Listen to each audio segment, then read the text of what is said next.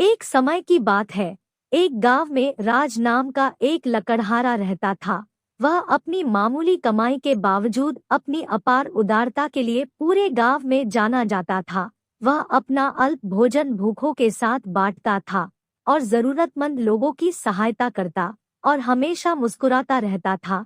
एक दिन जब राज जंगल में लकड़ी काट रहा था तो उसे एक हल्की सी चीख सुनाई दी। आवाज का पीछा करते हुए उसकी नजर एक घायल पक्षी के बच्चे पर पड़ी। वह बिना किसी हिचकिचाहट के उस पक्षी को सावधानी से उठाया और उसकी चोटों की देखभाल की। राज ने अत्यंत देखभाल और स्नेह से पक्षी का पालन पोषण किया और उसे स्वस्थ कर दिया। जैसे जैसे दिन हफ्तों में बदलते गए, वह पक्षी, जिसका नाम राज ने चिरपी रखा, उसका निरंतर साथी बन गया।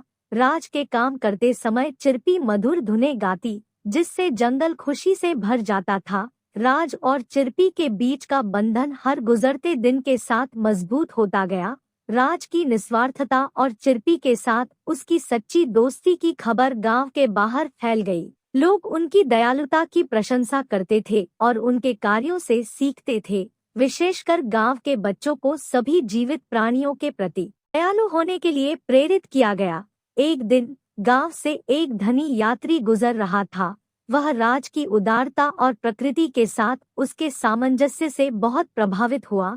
यात्री ने राज के चरित्र से प्रभावित होकर उसे एक छोटी जादुई थैली उपहार में दी और समझाया, इस थैली में कोई भी इच्छा पूरी करने की शक्ति है, इसका उपयोग बुद्धिमानी से करें। राज इस उपहार के लिए उस यात्री का आभारी था, लेकिन वह किसी ऐसी चीज के बारे में नहीं सोच सका जिसकी उसे वास्तव में जरूरत थी। इसके बजाय राज ने पूरे गांव को फायदा पहुंचाने के लिए थैली का उपयोग करने का फैसला किया।